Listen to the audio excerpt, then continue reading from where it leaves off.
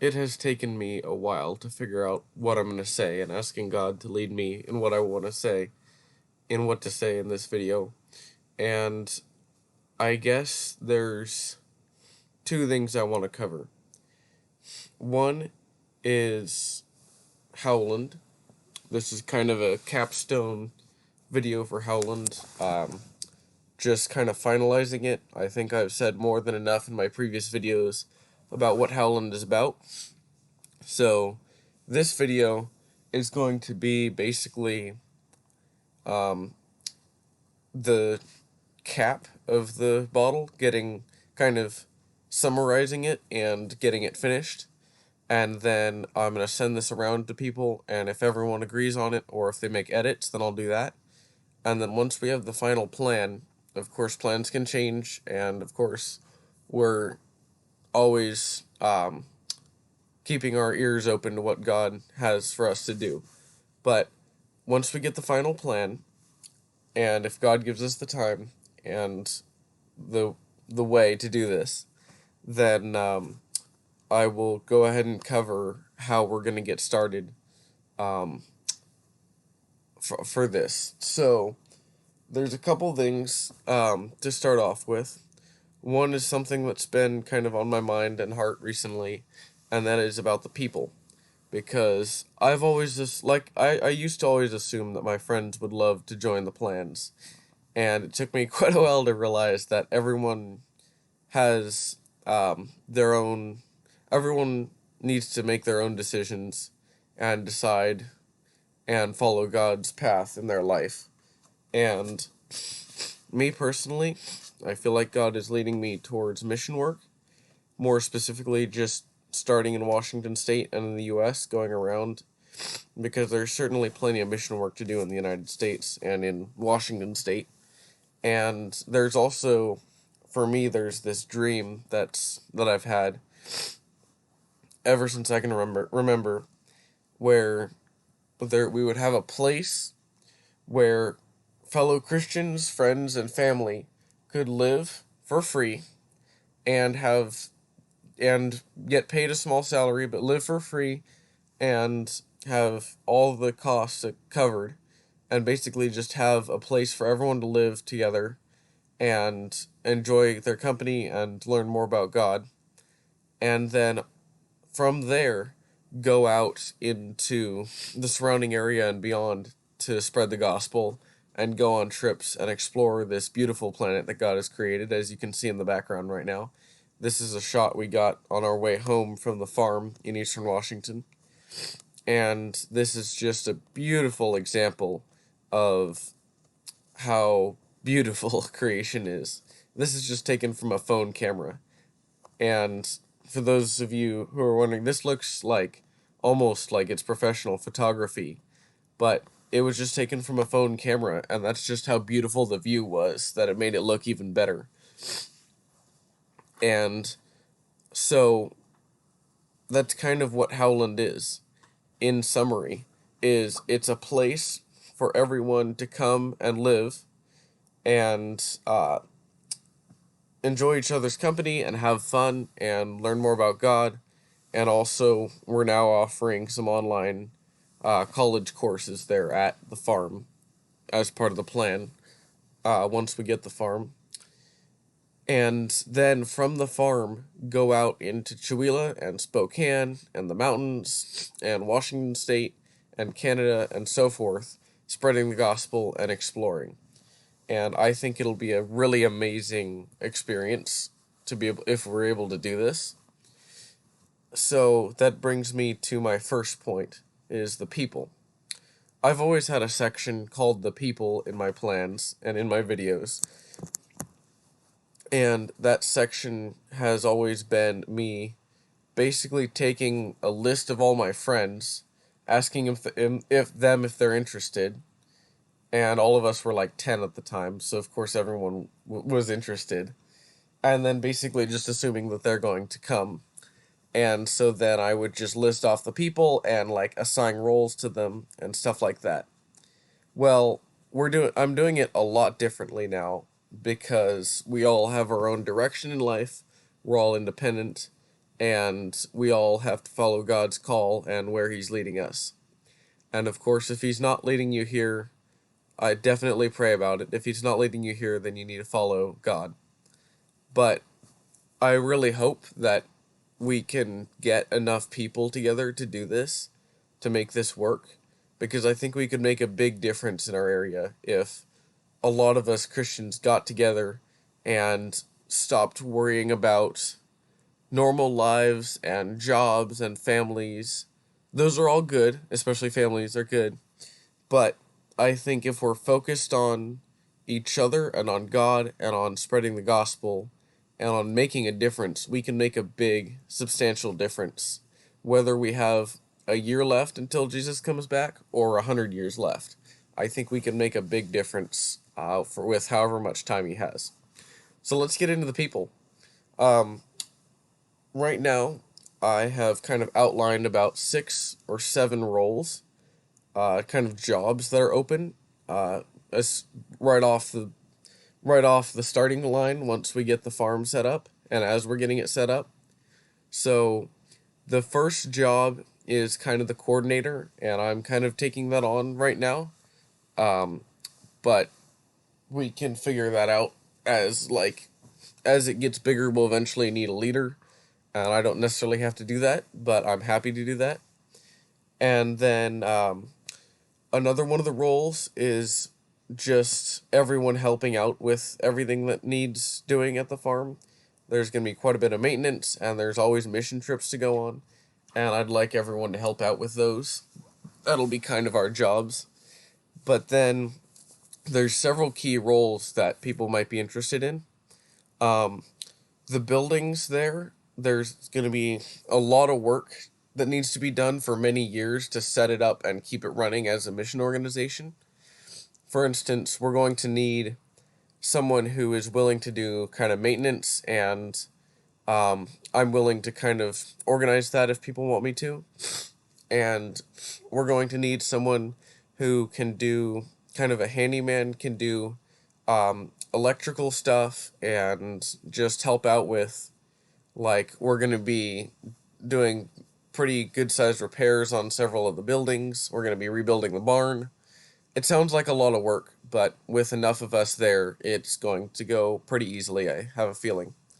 And then we're going to need a planner, someone who can come in and plan the interiors and exteriors of the buildings and help me plan out where the locations of the new buildings are going to go. We're going to need somewhere to print a bunch of tracts, literature, Bibles, and so forth. We're going to need a new, larger shop and storage area and stuff like that. And we're also going to need to put in some more housing. And then there's definitely a lot in the way of landscaping, changing the terrain and stuff. Now, I'm going to switch here to Google Maps right here. So, double check that this is actually recording. Yes, it is. Okay. Because I don't want to have to redo this. So, what you're looking at right now on Google Maps is a set of coordinates that is straight up from Chuila, up in the mountains. And right about here is the property on screen right now. So, to start off with, you'll notice that it is in a good-sized valley. And this valley has down below us to the south here, this Sand Canyon Road is a paved road that goes through and up the next valley. And then this road right here is a dirt road that leads onto our property. Our property is right here, and you'll notice it's decent sized. And to start off with, there is a creek that runs all the way through the property, and there is a pond right here in the middle, which there's been ideas about enlarging the pond, maybe putting a dock and having some small boats in it as like a recreation place.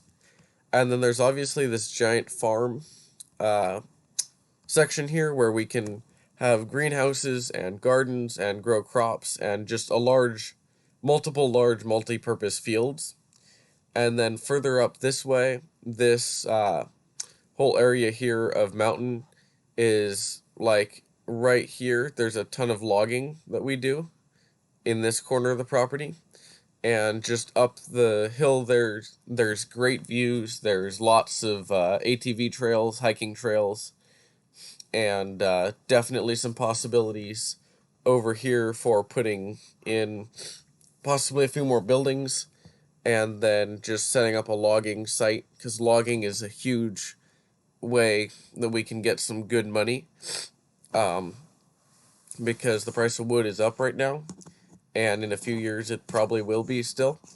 And there's more than enough trees on the property to do some good logging. And then up this hill right here, there are quite a few good uh, places to put houses and cabins and store vehicles up here.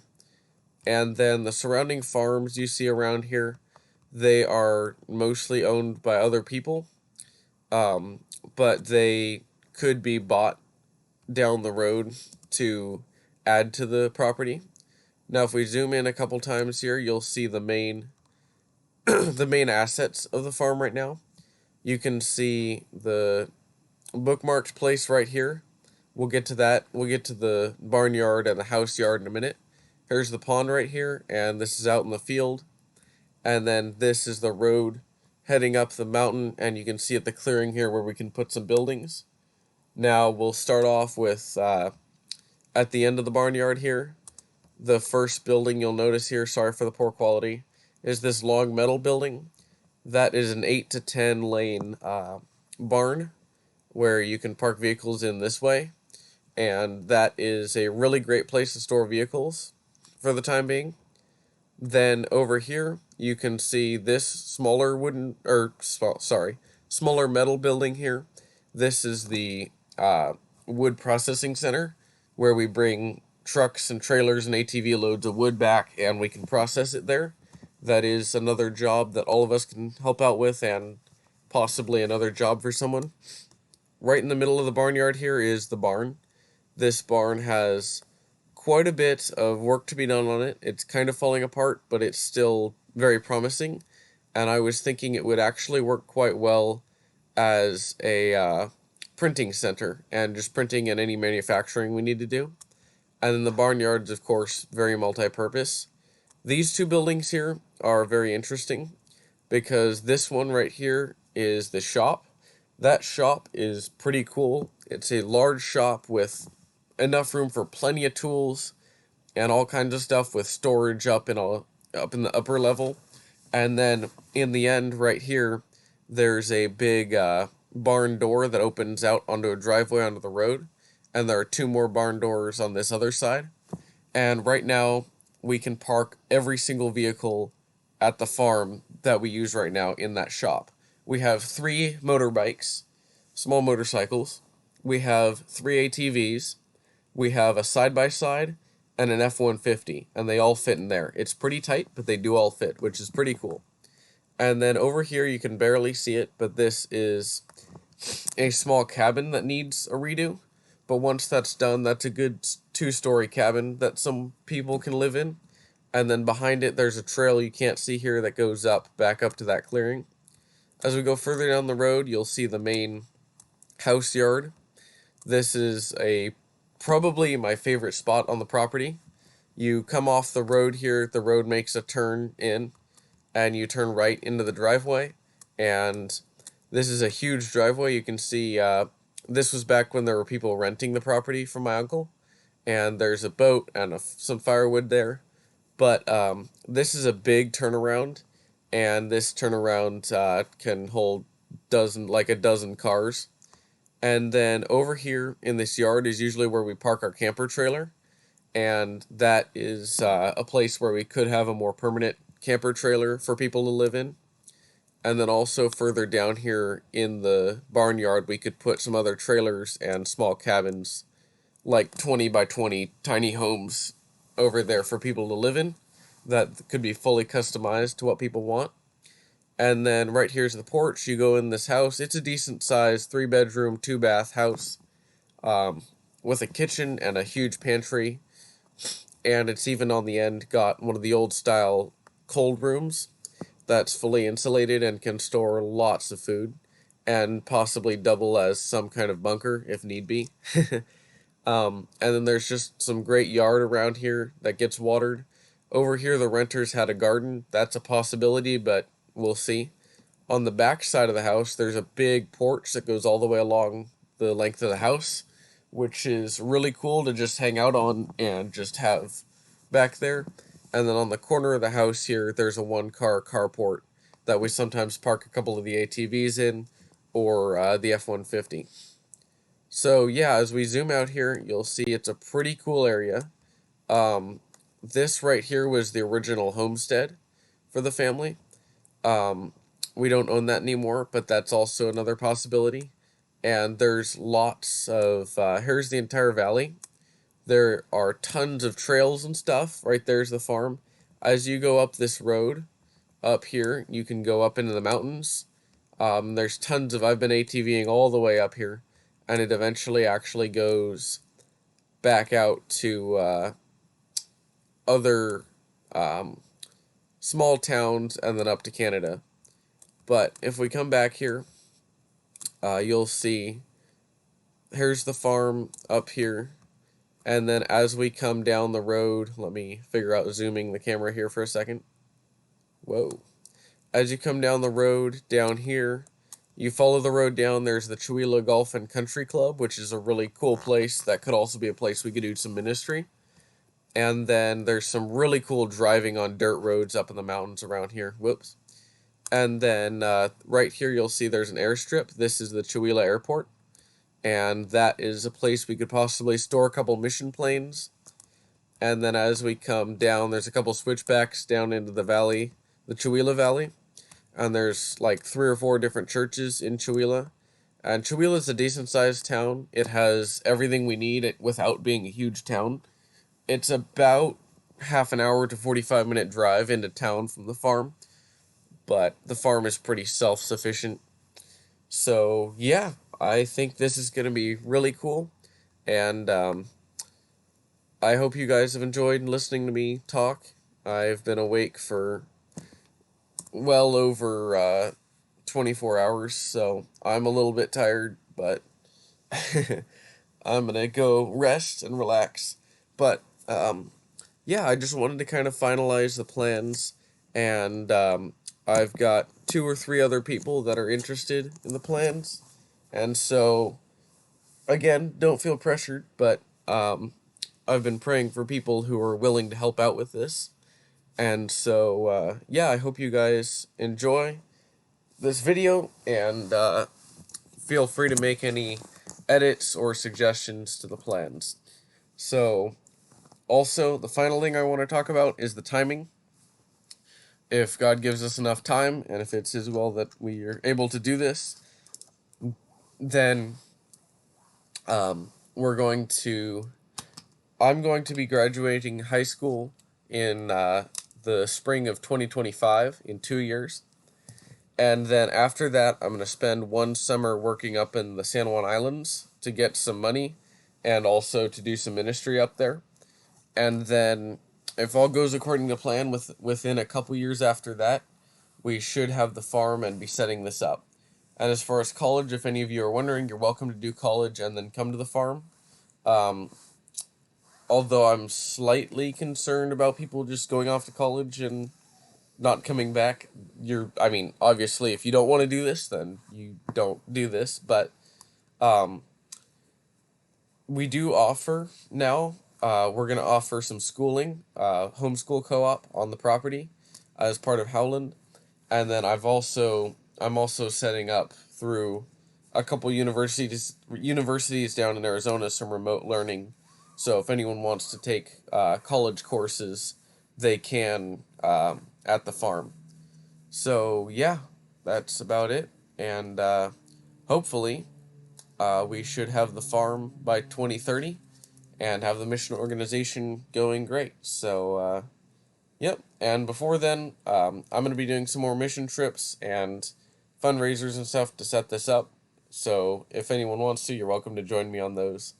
But until 2030, I will in 2030, I will see you guys at the farm.